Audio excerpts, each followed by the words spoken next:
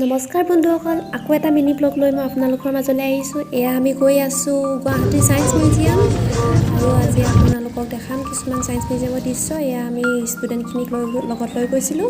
মিউজিয়ামত আহিয়ে প্ৰথমে আমি এখন উৰাজাহাজ দেখিলোঁ। প্ৰথমে পেণ্ডুলাম এটা দুলি থকা দেখিলোঁ আৰু কাৰেণ্ট গৈ থকা দেখিলোঁ। তাৰপিছত কণীকেইটা ঘূৰি আছিলে আৰু তাৰপিছত এইবোৰ কিছুমান ঘোঁৰা দৌৰি আছিলে। এইবোৰ চাই বহুত মজা লাগিলে।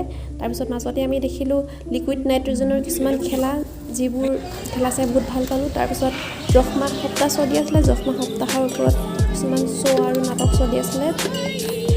সেইখিনি চাই বহুত ভাল লাগিলে আমাৰ। আৰু এইফালে আমি শক্তিমানৰ চক্ৰ দেখিলোঁ আৰু এইফালে মহাত্মা গান্ধীৰ 3টা বান্দৰ চালোঁ।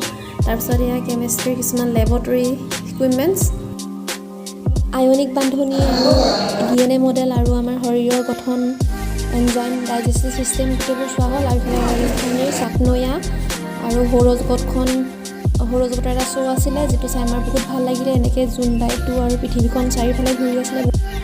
এয়া আমি কয়লাখনিটো সোমাই আহিলোঁ। কয়লাখনিত কেনেকৈ কয়লা খান্দে, ক'ৰ পৰা কয়লাখিনি আনে। আৰু ইয়াৰ ছায়েন্স মিউজিয়ামৰ আইনাখনত নিজকে দুজনী লাগি গৈছে। আৰু এখন আইনাৰ ঘৰত সোমালোঁ, য'ত আমি ৰাস্তাটো বিচাৰি পোৱা নাছিলোঁ আৰু মই যেনেকৈ ওলাব পাৰিলোঁ। আৰু আমি মিউজিয়ামত বিভিন্ন ধৰণৰ মাছ চালোঁ। মাছবোৰ চাই ভাল লাগিলে আৰু এইবোৰ মাছ আৰু এইবোৰ চাই মেলি আমি ঘূৰি আহিলোঁ।